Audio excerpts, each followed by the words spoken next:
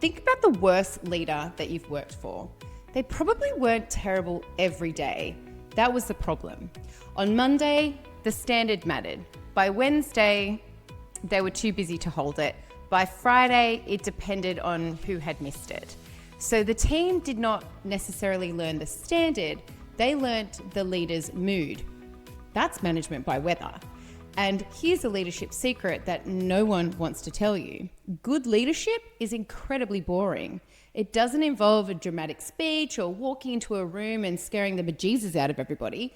Leadership is in fact incredibly boring. And that's why so many people struggle to get it right, because the fundamentals are basic. Set clear expectations, notice what's happening, give useful feedback, make the person own what happens next, be clear about the consequence, then do it again.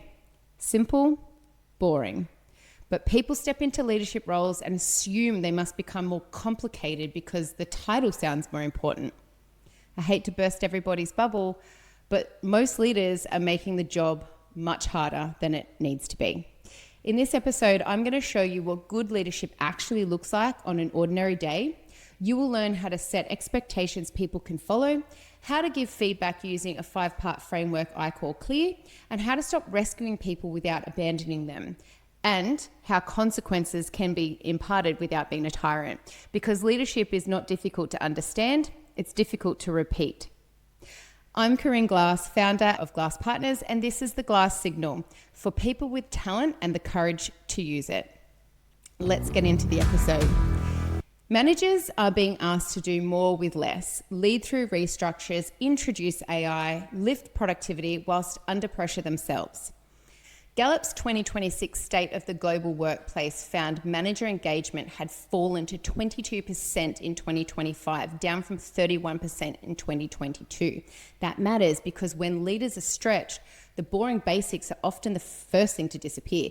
Expectations become vague, feedback gets delayed, follow-up disappears, consequences arrive only once the leader is angry enough to act. Meanwhile, Microsoft's 2026 Work Trend Index found employees reported greater AI value, readiness, and trust when managers actively modeled the behavior and created enough psychological safety for people to experiment. The technology might be new, the leadership requirement is not. People still need clarity, feedback, ownership, and a leader who responds consistently when something goes wrong. But I did not learn that from a report. I learned it by getting it wrong myself. Let me tell you my story. When I first stepped into leadership, I thought every conversation had to be inspiring.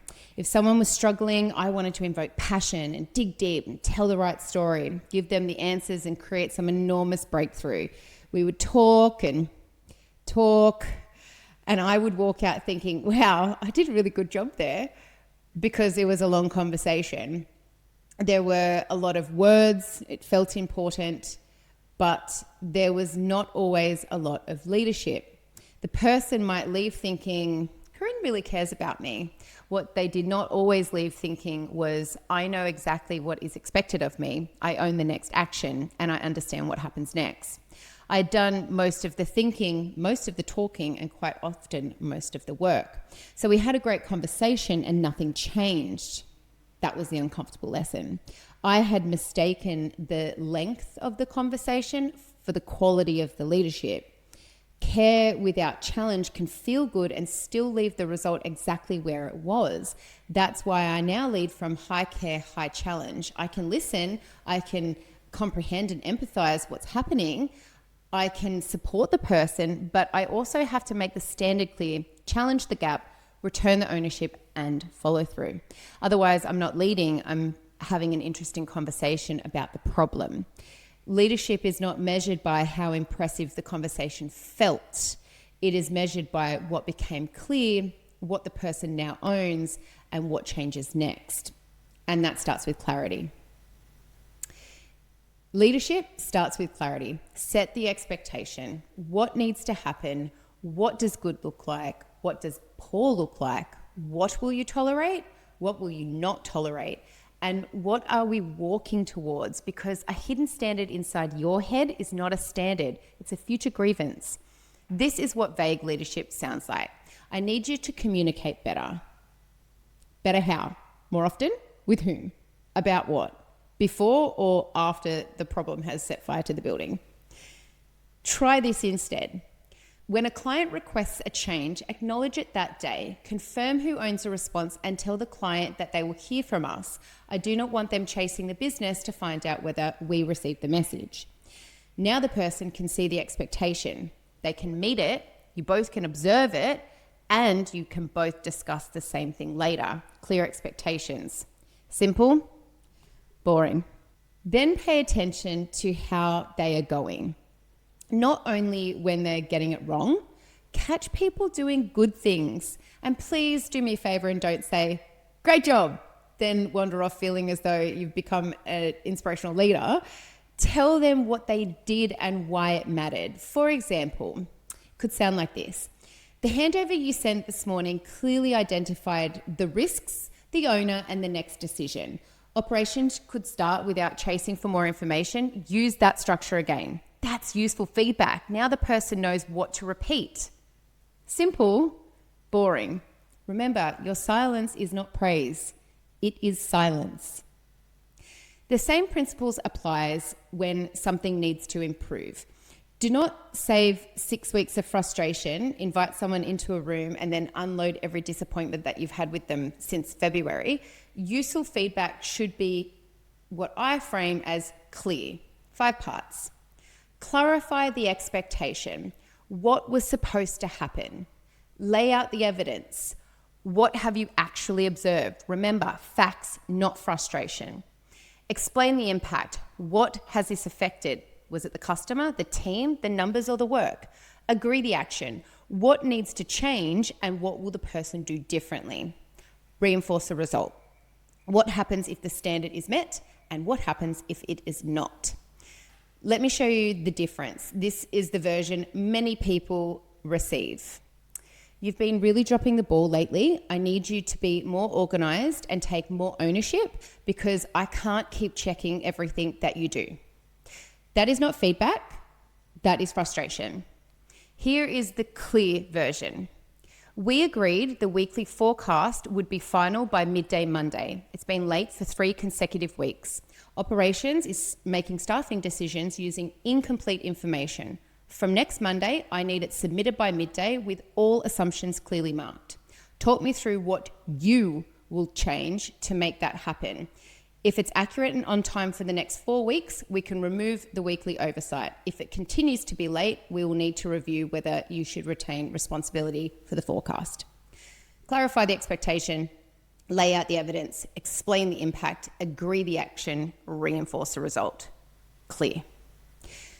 No character assassination, no guessing what better means, and no surprises with consequence months later. Simple, boring, useful. And clear also works with positive feedback. This could sound like this. We agreed that you would lead the client meeting without me stepping in. You kept the discussion focused, clarified decisions, closed with owners and deadlines. The client left confident and the team knows what happens next. Keep using that structure. If you maintain that standard, you can lead the next stage without my review. Good performance should have a consequence too. More trust, more autonomy, opportunity, recognition, or progression. A consequence is simply what follows the behavior. It doesn't always have to arrive carrying a clipboard from HR. Quick pause. If this episode is providing a more useful way to lead, subscribe to the Glass Signal. Every episode is designed to help you understand what is actually happening in your business and what you can do about it. I'd really appreciate it. The 4th part of clear is where many leaders ruin perfectly good feedback. Agree the action. This is where the other person needs to think. You can ask, what are you going to do to change? And then stop speaking. You do not have to answer your own question because the silence feels uncomfortable. Or provide a 5-point plan whilst they take ownership of absolutely nothing. They need to own the action that they're going to be responsible for. Imagine this conversation. Leader, what will you do definitely next week? Employee, I'm not sure. What do you think? Or silence. The rescuing leader says, right, here is what I would do. First, build the report on Friday, then call finance, block out Monday morning. I'll send you my template. Actually, send it to me first and I'll check it. Congratulations, you now own the forecast. Try this instead. I have a thought, but I want yours first. Take a few minutes. What's creating the delay and what will you change? Then be quiet. The silence is not a failure of leadership. It is often where ownership begins. Remember, lifeguard, stay in your tower. Stop running out to rescue every situation before the person responsible has had time to think, decide, or act. It doesn't mean withholding support. High care does not mean low standards. Remove genuine barriers, coach capability, clarify authority, provide tools or training, but support should enable ownership, not replace it. Simple, boring. Then there is consequence. What happens if the expectation is met? And what happens if they do not? This is where leaders become strangely coy. They will say, this really needs to improve. And the employee hears, this has been mildly annoying, but apparently nothing changes. Remember, clarity is kind, but clarity also needs a spine. A consequence might mean more autonomy because trust has increased. It might mean tighter oversight because trust has reduced. It might mean an opportunity, recognition, or greater responsibility. It might mean responsibility is removed, a formal process begins, or the role is no longer the right fit. The point is not to threaten people. The point is to make the operating reality visible before anyone is surprised by it. And I've made the mistake myself. I knew someone was underperforming, but because I understood what they were dealing with personally, I kept softening the line. I hoped kindness would earn the right response. I was wrong. Instead, I taught them that the standard was negotiable. By the time I finally applied the consequence, it felt like a sudden change to them, even though the performance problem was not new. That inconsistency was mine to own. High care without high challenge did not protect either of us. It only delayed the difficult conversation and made the eventual outcome harder. Because surprise consequences usually mean the leader avoided the earlier conversation. Then comes the hard part. Then you need to do it over and over and over again. That's a bit people don't enjoy, the consistency. People need to know you will hold the line when you're busy, when the person is likable or commercially useful, and when you would rather avoid the conversation. The standard cannot only matter on Mondays. You can't spend Tuesday excusing it, Wednesday rescuing it, Thursday forgetting about it, and then Friday exploding because nobody took you seriously. This is management by weather, and I'll tell you what, people become really good meteorologists. They learn when to avoid you, when to wait it out, and when the consequence will disappear once something more urgent arrives. Consistency is what turns a conversation into culture. An example is Alan Mulally. He understood this when he took over Ford. The company was losing billions, yet its leadership reports were a sea of green. Nobody wanted the person who showed a problem. When Mark Fields eventually presented a red issue, Mulally didn't bang on a table. He welcomed me and asked who could help. Then they came back the following week and reviewed it again. He didn't create accountability with one dramatic speech. He created a rhythm in which the truth appeared, help was mobilized, and the issue stayed visible until it changed. Simple, boring, damn effective. It's not the message you deliver once. It is what people learn will happen repeatedly. Which brings me to emotional regulation. Again, boring. It's much more exciting, sure, to walk into the room and let your rage bubble over and let them have it. I told them exactly how I feel and now they know that I'm serious. Makes you feel good in the moment, perhaps, but it's not leadership. It's just ego with a job title, if we be honest. Fear may create movement. It does not necessarily create ownership, judgment, or trust. The opposite is not leadership either. That is the conversation where someone unloads for 40 minutes to you, you nod sympathetically, everybody feels heard, and both of you walk away without changing a single thing. You have not had a performance conversation, you've hosted an information share. And because the result has not changed, you're going to have that same conversation later, only now you're going to be even more frustrated.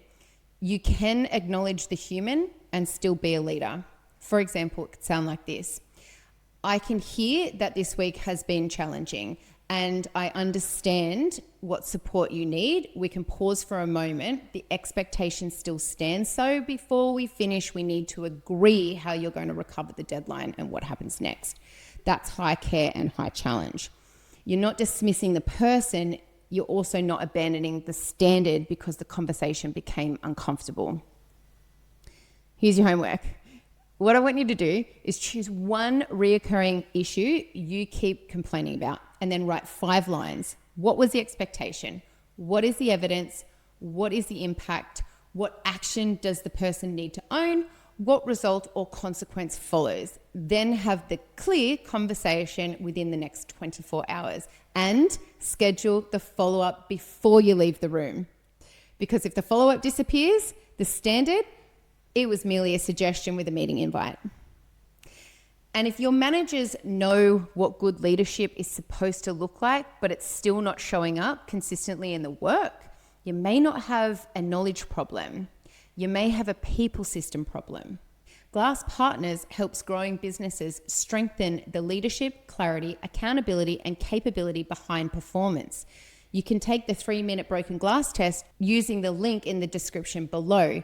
It will give you a clearer view of where the system may be weakening performance before you invest in another hire, restructure, technology platform, or strategy aimed at the wrong problem. So there you have it. The leadership secret no one wants to tell you about. Leadership is incredibly boring because trust is built in installments. People do not trust the title, they trust what repeats. Set the expectation, notice what is happening, give clear feedback, return the ownership, explain the consequence, hold the line, then do it again. That is what separates the leader people tolerate from the leader people follow. And once the standard is clear, the support is fair, and the follow-through is real, a harder question then appears. What do you do when someone still cannot or will not meet it? That's the next episode. I'm Corinne Glass. This is the Glass Signal for people with talent and the courage to use it. I will see you next time.